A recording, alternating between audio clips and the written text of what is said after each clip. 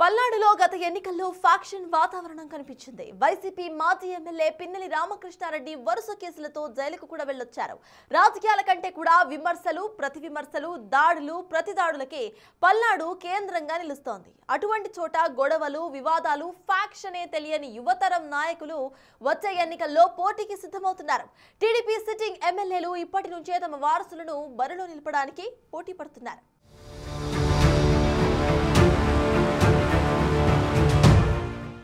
ఆంధ్రప్రదేశ్లో పల్నాడు ప్రాంతానికి ఒక ప్రాముఖ్యత ఉంది. బ్రహ్మనాయుడు పరిపాలించిన ప్రాంతం. కవి శ్రీనాథుడి శాపంతో నేటికి నీటి కోసం ఇబ్బందులు పడుతున్న ప్రాంతంలో రాజకీయ నాయకులు తమ వారసుల్ని వచ్చే ఎన్నికల్లో బరిలో దించబోతున్నారు. పల్నాడు పార్లమెంటు పరిధిలోని 7 అసెంబ్లీ నియోజకవర్గాల్లో 4 అసెంబ్లీ నియోజకవర్గాల్లో ప్రస్తుత ఎమ్మెల్యేలు వారి రాజకీయ వారసులని ఇప్పటి నుంచే ప్రమోట్ చేసుకుంటున్నారు.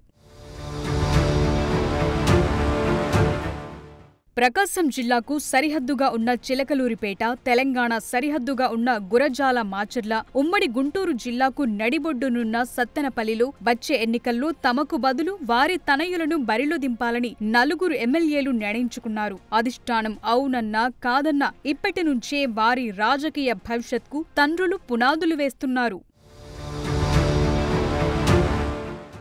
మాచర్ల నియోజకవర్గం నుంచి జూలకంటి బ్రహ్మారెడ్డి తన రాజకీయ వారసుని ప్రకటించారు. గురజాల నియోజకవర్గం నుంచి 1973, 1983లో బ్రహ్మారెడ్డి తండ్రి జూలకంటి నాగిరెడ్డి ఎమ్మెల్యేగా పోటీ చేసి గెలుపొందారు. 1999 ఎన్నికల్లో బ్రహ్మారెడ్డి తల్లి దుర్గంబ ఎమ్మెల్యేగా గెలిచారు. 2024లో మాచర్ల ఎమ్మెల్యేగా బ్రహ్మారెడ్డి గెలుపొందారు. 2029 ఎన్నికల్లో ఆయన తన కుమారుణ్ణి ఎమ్మెల్యేగా చూడాలని ఆశపడుతున్నాడు. కొడుకు గౌతమ్ రెడ్డిని ఇప్పటికే పార్టీ ప్రభుత్వ కార్యక్రమాల్లో యాక్టివ్ చేశారు బ్రహ్మారెడ్డి.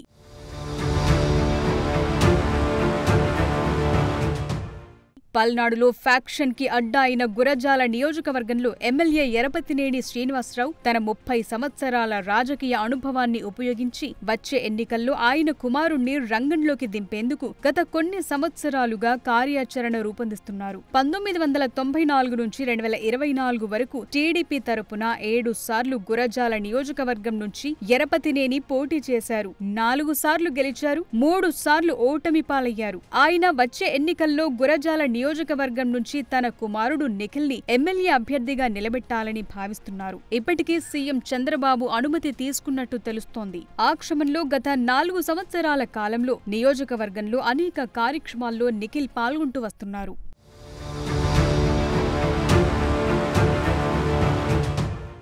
మరో నియోజకవర్గం నేత మాజీ మంత్రి కన్నా లక్ష్మీనారాయణ గత 40 సంవత్సరాల కాలంగా పెదకూరపాడు, గుంటూరు 2, సత్తెనపల్లి నుంచి ఎమ్మెల్యేగా గెలిచారు. కాంగ్రెస్ ప్రభుత్వ హయాంలో ఉమ్మడి గుంటూరు జిల్లాలో అనేక దఫాలు మంత్రి పదవిని చేపట్టారు. గతంలో ఆయన కుమారుడు నాగరాజు గుంటూరు డిప్యూటీ మేయర్గా పనిచేశారు. వచ్చే ఎన్నికల్లో గుంటూరు 2 నుంచి గాని సత్తెనపల్లి నుంచి గాని తన కుమారుడు నాగరాజుని ఎన్నికల బరిలో నిలబెట్టాలని కన్నా దృఢ సంకల్పంతో ఉన్నారు. ఇప్పటికే నియోజకవర్గంలో పలు కార్యక్రమాల్లో యాక్టివ్గా పాల్గొంటూ కార్యకర్తలకు, నాయకులకు చేదోడు వాదోడుగా ఉంటున్నాడు కన్నా నాగరాజు.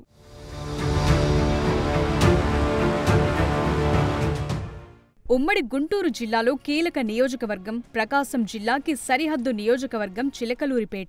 ఎంతో రాజకీయ ప్రాముఖ్యత కలిగిన నియోజకవర్గంలో ఎమ్మెల్యే పత్తిపాటి పుల్లారావు 4 సార్ల నుంచి పోటీ చేస్తూ వస్తున్నారు. 2014-19లో మంత్రిగా కూడా పనిచేశారు. ఆయన కూడా తాజా రాజకీయాల్లోకి తన కుమారుడు శరత్ను తీసుకురావాలని ఆలోచిస్తున్నారు. మొన్నటి ఎన్నికల్లో తండ్రి గెలుపు కోసం శరత్ విశేష కృషి చేశారు. వైసీపీ సర్కార్లో అగ్రిగోల్డ్ వ్యవహారంలో పుల్లారావు కుమారుడు శరత్ జైలుకు వెళ్లొచ్చాడు. అప్పటి నుంచి శరత్ రాజకీయాల్లో యాక్టివ్గా ఉంటూ తండ్రికి అండగా నిలుస్తున్నారు.